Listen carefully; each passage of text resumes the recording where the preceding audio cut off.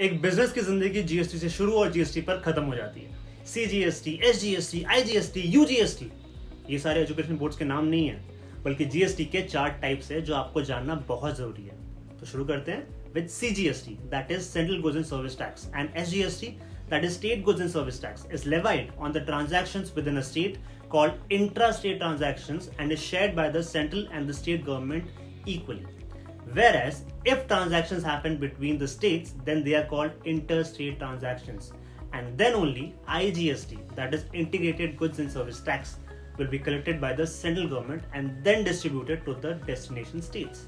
On the other hand, UTGST, yani ki Union Territory Goods and Service Tax, is levied on the transactions that happen in any of the 5 Union Territories of India. If a transaction happens within a Union Territory, CGST is applicable along with UTGST. But if the transaction takes place between a state and a Union Territory, only UTGST is applicable. The next time you are paying GST, check which one do you account for.